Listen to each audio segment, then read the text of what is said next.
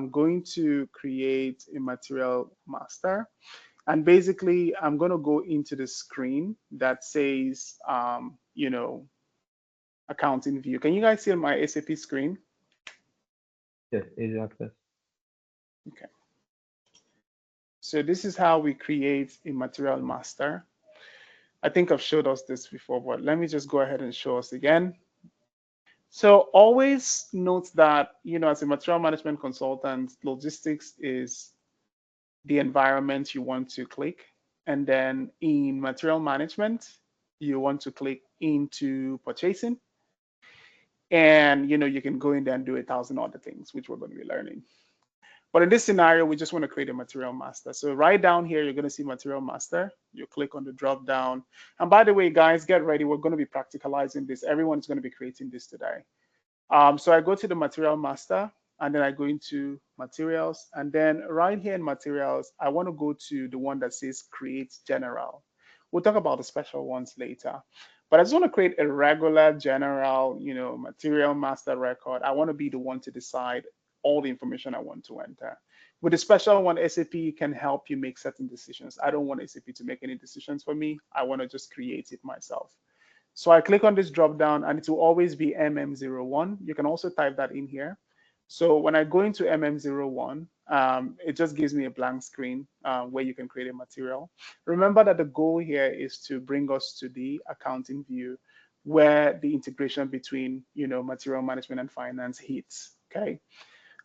So for this example, I'm just going to leave the name as blank, all right? I want SAP to determine what we refer to as the number range, which I'm going to be training you guys to know what a number range is. You're going to be dealing with number ranges throughout your career. A number range is very, very simple. It's not something that is difficult at all.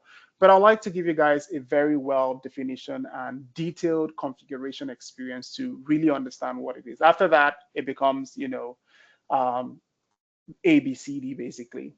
So for now, I'm just going to go choose retail, assuming that the industry, sector is retail or manufacturing or whatever the case may be. That's basically what I'm choosing right here. If it was manufacturing, I'll choose manufacturing, but I'm just going with retail for today. And then material type, we'll talk about what a material type is. Material type is really important. Just have this at the back of your mind that the material type here controls the procurement process, right? So every material would have a specific type. Okay, it's just like saying when you go to Walmart and you want to buy a material, right? Let's say maybe you want to buy a raw material. You definitely know it's going to be maybe more like perishable kind of like materials, right? If you want to buy a finished product, right, it's going to probably be maybe like something that has already been fully manufactured. It could be maybe if it's in the category of food, it could just be maybe you buying, something eatable immediately as opposed to a raw material. So that's just a high level explanation of what a material type is. So in this scenario, I'm just going to go ahead and choose raw materials, okay? But then also remember what I said earlier on that the material type really controls procurement because definitely a raw material, if the material is raw, maybe it could be cheaper as opposed to a finished product which has already been prepared and you can directly consume. So of course, the pricing is going to be different, right? Raw materials and finished products cannot be the same price because of the nature of the material. So in this scenario, I'm just going to go ahead and choose a raw material. It's a raw material, ROH. And then I'll click on the select view. So remember, when it comes to do with accounting, this is the views that is more important, this accounting view, right? Just like I explained to you guys, just a while ago, that when you're looking at this screen right here, you notice that this configuration can either be done from a material management consultant standpoint or from a finance, consultant standpoint. If we can mute the call because I'm getting some feedback, except somebody wanted to ask a question. Is there any question? Is there any question? No, Prof. Just a feedback from dragging my. Okay, all right, thank you. All right, so for the accounting view, which I just showed right now, this is where we can, determine the configurations that integrates between material management and finance, right? So going back to that screen, so when I click on my select views, all right, And now I want to create a material. I say it's a raw material. I want to create it into the SAP system. And I'm going to be telling you guys why we are even creating this in the first place. Like, what is a material master record? We'll touch on that briefly. So I'll go ahead and click continue right here. And you can see SAP has already, chosen a number range for me, like I told you guys earlier. And I'm going to go into the definition of number range. I'm going to show you the back-end configuration and what it really entails. But in this scenario, I'll just say this is a raw material for spare parts. If anything like this exists. But let's just go with this for simplicity.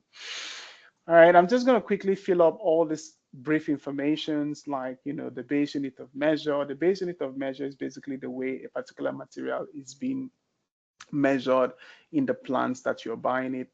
And, the base unit of measure is how the material is being stored in, the plant that is buying this material. So in this scenario, I'll just say maybe the base unit of measure is kg, kilogram.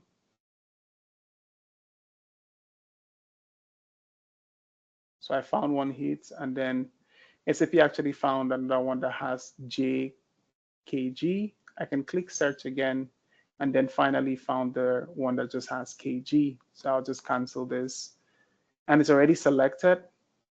And then I'll just click continue, and it will pick it up. Otherwise, you can just type kg, same thing. And then I'm going to tell you guys what the material group is. For simplicity, I'll just choose this one. I'll explain when the time comes. Don't worry about this. And I'm not going to bother filling up any other thing here. As time goes on, we'll talk about what all these different boxes is and why it's important and which companies, would be filling up information in here. But we're just trying to go to the, accounting view. So I'm going to go to basic data 2, and I'll just leave it blank. As far as my number range is there and the description of the material master record is there, I'm all good. I'll go to purchasing also. In my purchasing tab, my base unit of measure is there. My material group that I just entered is there. The material and the description is there. I'll just leave it as it is. All these purchasing values, we'll talk about it, what they do, what they really do, and how it really comes, into play when, a business is required to create all these different tabs and views into the material master record. And then finally, I'll just quickly go to accounting 1, which is basically the main concern. And remember, I said that whenever you're creating a material master record, it is always created at, evaluation area level or evaluation area. And this valuation level or valuation area here, is basically the plant. The plant is the determining factor of the value of this particular material. And I think I gave us some very straightforward examples. I said, if you're buying a product from Walmart, for example, right? Walmart that is in Texas should probably be the one to determine the value, the price of that particular material. Similarly, if you're buying it from another Walmart that is probably in New York, that Walmart that is in New York should determine the price. And in most cases, maybe the Walmart in Texas could be pricing this at $20, and then the one in New York could be pricing it at $40. So the valuation of that particular material, which is at the plant level, controls the cost, of that particular material. So in this scenario, I'm just going to go ahead and put in RAM1, and don't let it confuse you. I could say material, I could say item, I could say products. They all mean the same thing in SAP. It's just different naming convention. They all mean the same thing. So now that we have this material or product or item, accounting view, which is basically where we're going to, I'm going to minimize the screen and, just basically pull it to the side, so we can, essentially have these two screens side by side. So now you can see that this accounting view in the material master, which is this is the accounting view. There are basically two accounting views. There's accounting view 1, and this is accounting view 2 right here. But the main thing with regards to the accounting view is not just the accounting view, it's the fact that there's what we call the valuation class in there, right? And this valuation class is the integration, right? Is what SAP uses as a system to determine what the price of this material is, so that, whenever this material has been procured, it has been purchased, it has been ordered, and this material is now being shipped by the vendor that is going to be delivering this material to your company plant that is ordering for this material.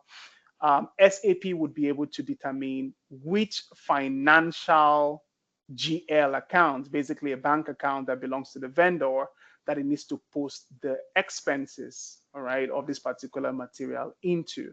So this is basically what the integration between, material management and finance is. So coming down here, you can see what I wrote, that the valuation class, basically is the determining factor. It is the valuation class that I just showed you guys right now, right here. So if I expand the screen, you can see the valuation class. So it's this valuation class that would be able to determine that, oh, this particular material that we created, a raw material for spare parts, is going to be costing, let's say, $20. And this particular raw materials would have a valuation class. Like I said earlier on, every material, has its own material type. Raw material would be 3,000 for raw material. If this material wasn't a raw material, and let's say, for instance, this material was, let's say, maybe an equipment, right? It's definitely going to be, a different valuation class. It's not going to be 3,000. If it was maybe something else, it's going to be a different, valuation class as opposed to 3,000. So once it's 3,000, SAP is able to understand, that this material that has been created here is actually a raw material. And if the cost of this material is $20, whenever, the business orders this material, right? They order this material 32000837, which is for raw material for spare parts. Once they order this material and this material is being, shipped to their location where they've ordered it, SAP will be able to determine that this $20 needs to be posted to a specific account in finance so that they can make payment to the vendor because of the valuation class.